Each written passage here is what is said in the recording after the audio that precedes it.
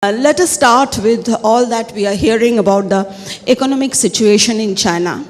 How severe are China's economic problems? In fact, we are hearing that apart from real estate crisis and rampaging unemployment, there is a food crisis also, because of which forest land is being converted to farming land, and that China could be facing famine.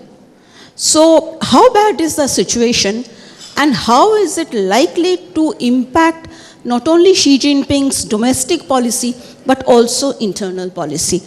Professor Deepak, if you can take that question. Yeah, thank you, Joyita. I think as far as the economic crisis in China is concerned, it's pretty acute.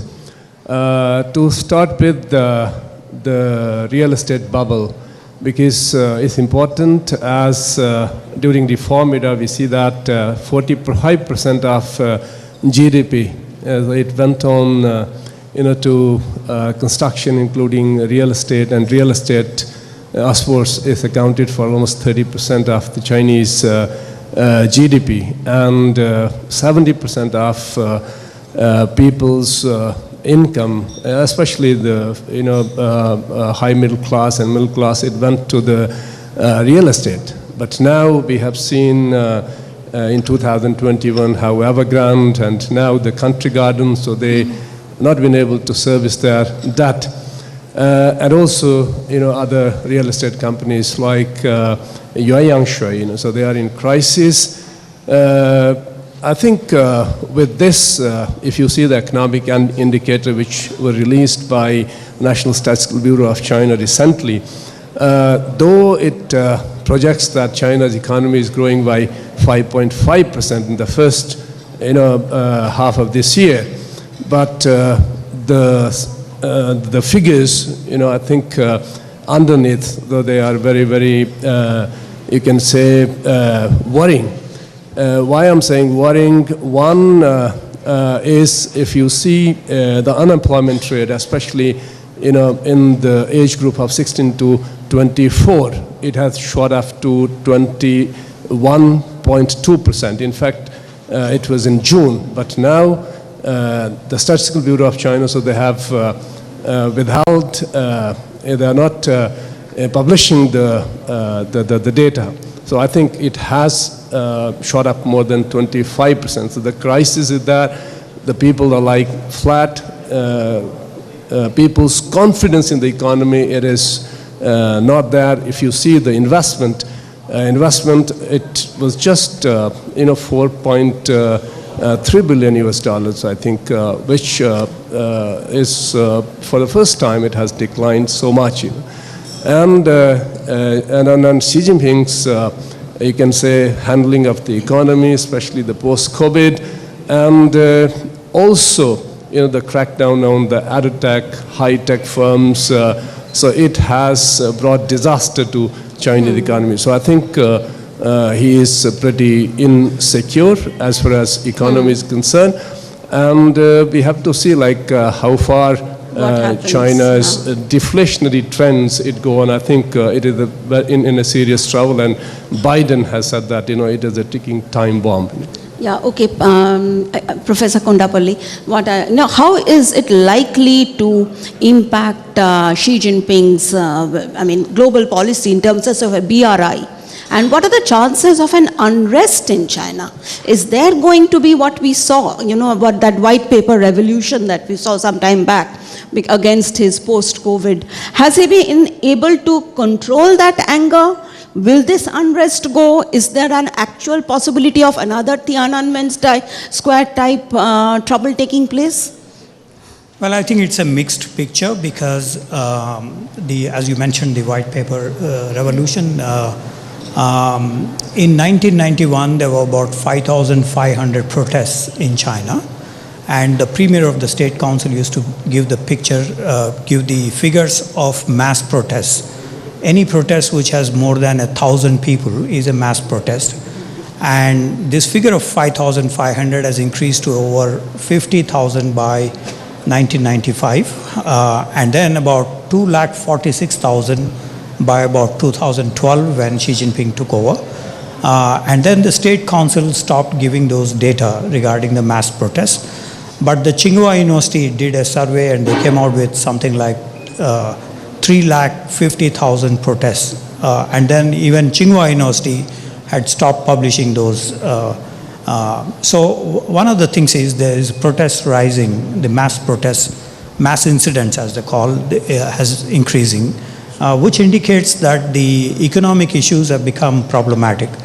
According to a survey by the Academia Sinica in Taipei, there is 53% of these protests are related to economic problems, like pensions being withdrawn, the electricity subsidies have been withdrawn, or tuition fee being raised, or social welfare benefits, healthcare and other aspects being withdrawn. So these were basically against the economic, things that have emerged over a period of time. So number one. Number two, the December lockdown protests in about 18 cities in China following the Xinjiang Urumqi incident, where several people were burned to death. That triggered a lot of protests across China, and it is estimated that some 450 million were in the lockdown condition. Shanghai has seen the worst case scenario with 3 months, 4 months extended lockdown, and that resulted in a lot of unrest and so on and so forth. But what is important is that for every 1% decline in growth rate in China, Chinese Academy of Social Sciences suggested there will be about 8 million unemployed. And as you know, China declined from 10% growth rate in 2010 to roughly 3.3% last year. So there is a nearly 7% decline, that is 7 into 8 million unemployed.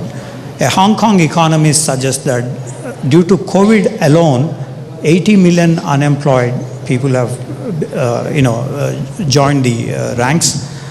This has created a lot of unrest. So it is true that there is a domestic factor for Xi Jinping to address, and this has further been aggravated with the decoupling or de-risking, as Janet Yellen mentioned, that process. And also there is the BRI projects being scaled down. They have invested about $956 billion so far. But according to aid data, there is 16 to 17 countries have fallen into debt, including Hambantota in Sri Lanka, Pakistan CPEC projects, Tajikistan, Kyrgyzstan, and Kenya, and other countries. So there is also these BRI constraints that China faces. Yeah, okay, Ambassador Bambawale, I just wanted to ask you about, what are the chances of Xi Jinping trying to externalize these problems, divert attention by maybe military action against Taiwan, by maybe starting some kind of a limited conflict with India along in the LAC? Yeah, thank you. That's a very good question. Let me start by saying that yes, China does face economic problems, particularly over the last 6 months or so. But we should not jump to any conclusions. We must wait and watch for a little more time, say another 6 months, to see which direction China's economy is going. They have issues, they have problems. Let's see for the next 6 months. If those problems deepen, as you are suggesting, they might, yes, there is a probability, though all that probability is low, that China could try to divert their own people's attention by doing something externally, either in the South China Sea or in the Straits of Taiwan or even on the India-China border. Mr. Ranade, we have been hearing a lot about Xi Jinping's paranoia. The thing is that apparently he is very careful about going to certain parts of the world where he thinks that maybe his security will be compromised. So would you say, consider you know what is going on. The thing is that would you say that Xi Jinping is becoming increasingly paranoid? No doubt. No doubt he is becoming paranoid. And here I'll just touch upon what was said by the other panelists about the economy. The economy is in such a distressed state today that it's affected wide sections of Chinese society. Provincial employees, that means in the provinces, their salaries have been reduced, their bonuses have been withdrawn or recalled. Pensions are being cut, subsidies are disappearing, jobs of course are at a premium. Graduates who are the only child in that family are not getting jobs. So there's widespread dissatisfaction, apart from what is happening in the PLA, where he's dismissed a whole lot of generals and is carrying out successive year-long campaigns on political and ideological indoctrination. He's now started a new campaign which they call Two Safeguards, which is basically to ensure his safety and his position and his position as the chairman of the military commission. And that has now been brought in as one of the charges against cadres who, and they're accused of betraying Xi Jinping. So that's one sign of the paranoia that he has. The second, he has changed the practice of the secretary of the secretariat setting the agenda for the meetings of the Politburo and Politburo Standing Committee. Now he does it himself. So he obviously doesn't want any surprises to be sprung on him at the time of the meeting. The third, there are repeated reports of his, of course, shifting bedrooms, etc. But apart from that... Please elaborate on that. I'm certain not many people know about it. Well, I mean, he's not sure of the personnel around him, the security personnel around him. So there have been repeated changes in the security setup, particularly the unit that looks after the security of the VIPs. His minister, I mean the current Minister of Public Security, which looks at internal security, has recommended and has been accepted that all members of the Politburo Standing Committee, which is 7 people who rule China, the Politburo and the Central Committee, should be put under watch. They should be put under surveillance, and they should not be allowed any authority to either hire people or pay them any money. So that has been implemented.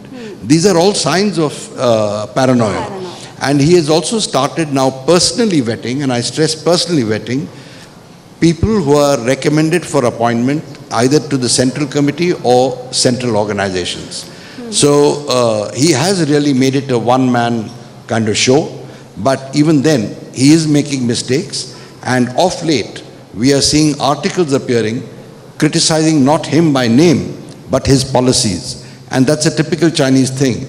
I mean, like for example, if I want to criticize, let's say Mr. X, but I find he's a bit powerful, I won't criticize him directly, obviously, because he's going to get after me. But I'll criticize his father, his uncle, or someone who looks like him. And the message goes through. In fact, Professor Deepak, you have been writing in the Sunday Guardian about certain things that have been coming in the Chinese media. Now, how secure, I mean, given the paranoia, there must be a reason why he is feeling so insecure. I mean, how happy are the people surrounding him with Xi Jinping, and how secure is his position? Because right now it is a third, in fact, unprecedented term. Now, I'm certain experts say that he's also going to try for a 4th term. So how secure is his position right now? Yeah, well, I think he's the president for life. That is for sure. You know, and as long as he wishes to stay there, he could stay there. And that's why constitutional change and so on and so forth. I think he is pretty insecure for a couple of reasons. One, and the foremost, is that what he had been reporting, I mean his news agency, especially Xinhua, is saying that the liutu, or that the poison of erstwhile Po Xilai and Zhou Yongkang gang, so it is still there, whether it is in the Department of Legal and Political and Legal Department, whether it is in the public security, whether it is in the army, PL itself, and we have seen the kind of purges, in the garb of this anti-corruption campaign in his decade of reign in China. 4.6 million of Communist Party members, though they have been prosecuted. investigated, and many of them, are top-level Politburo members. So this is one thing. And second thing, I think, which is extremely important, is he feels that his detractors, so they could, do these political or financial coups, especially the financial coup, because the kind of capital, which is controlled by his detractors, be it Boyu Capital, handled by Jiang Zemin's grandson, or CITIC, this capital, and various other sectors, say telecom, power sector by Li Peng, and his sons. The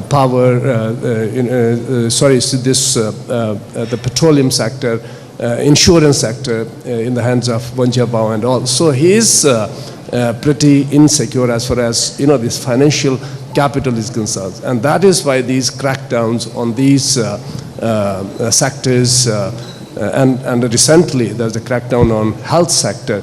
It is being proved, and various directors of the hospitals, so they have been investigated and imprisoned. And of course, the corruption charges, some running into billions and many 150 million and many in millions. So they have been slapped on these people. And finally, I think if we want to know better about, what is his position, I would attract audiences' attention towards one article which appeared on 21st of instant in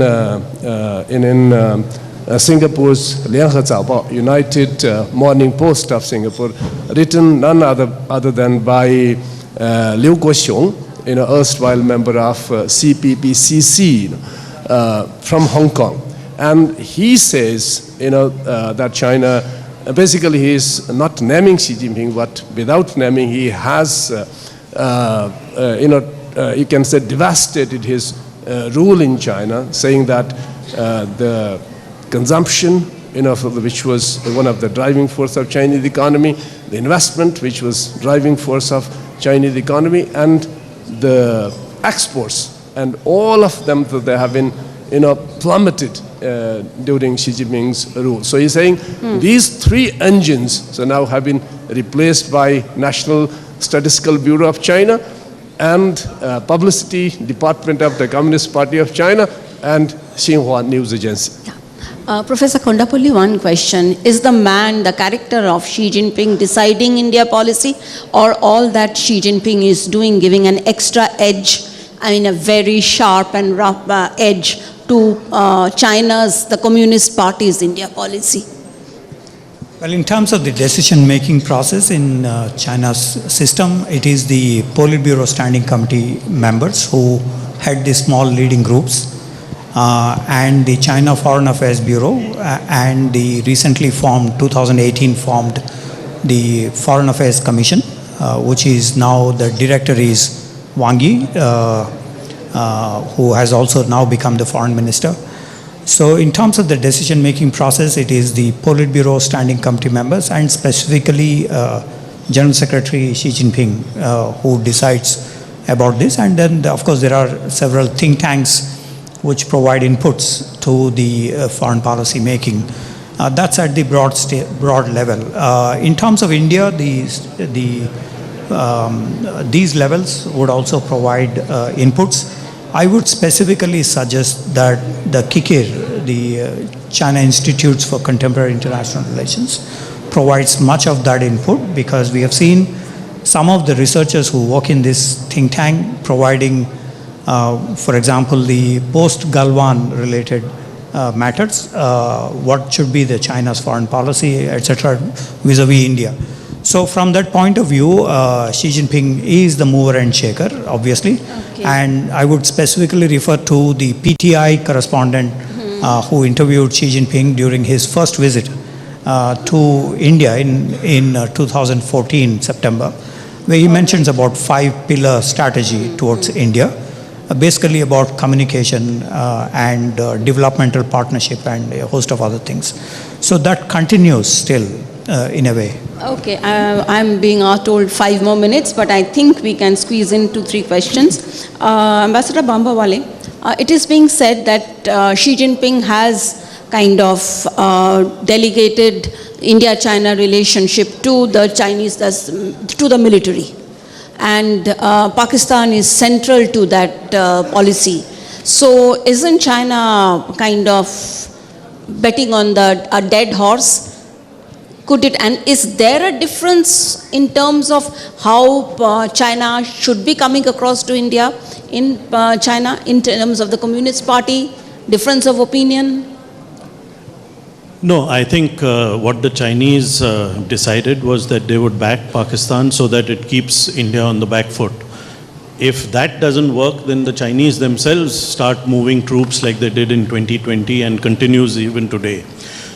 I'll just say one additional thing, Jayita, which is if India has to rise to the China challenge, we have to understand that on the economy, there's a huge discrepancy, there's a huge asymmetry between China's economy, which is roughly $18 trillion, and India's economy, which is roughly $3.75 trillion. We have to narrow this gap over the next 5, 7, 10, 15 years. And if we narrow that gap, we will be able to tackle our China challenge. Mr. Ranade, at what level are the decisions of incursions along the LSE taken? If we are talking about minor intrusions, No, I'm talking about the big ones. just along the border, that's the local commander. Otherwise, there's only one man. I heard what the others have said. The policy of decision by consensus has disappeared. It's not there in China. Okay. It's one man, and that's Xi Jinping. He's the head of the foreign policy establishment. He's the head of the security establishment. He's the head of the military establishment. He's the head of the party. He's the one who decides. Anyone else doesn't count. And the final question, a quick one. Is an India-China kinetic conflict inevitable? And what is the timeline for it? And that's a question for everybody. Quick, short answers. I don't think at this point in time China wishes to have a conflict with neither India. So therefore, in near and I would say even in medium term, so the possibility of conflict is ruled out. I do not think there will be a kinetic conflict between China and India because of the kind of destruction that it would take place. Non-kinetic means is quite possible on cyber domain, on space domain, on maritime domain. Those are quite possible. As I said earlier, if we allow the asymmetry in the economic situation, in the size of the economy between our two countries, India and China, to continue or to grow, there will be a conflict because the Chinese know how to bully smaller countries. If we reduce that gap, if we narrow that gap over the next 5 to 7 years, there's no way that there will be a conflict. I think the chances of low-intensity conflicts are very high. Okay. And a major war may not be. But what they did in April 2020 is an indication of the kind of things they can do. And the kind of forces that they deployed against us, 70,000 strong in those mountainous areas, is something we cannot ignore. So I would say that chances are high. They will be below the threshold of an all-out war, but they will certainly be enough to ask us to respond and cause some pain. Thank you. Thank you. Thank you, all of you, and thank you for listening to it. For more such videos, subscribe to the NewsX YouTube channel, hit the bell icon.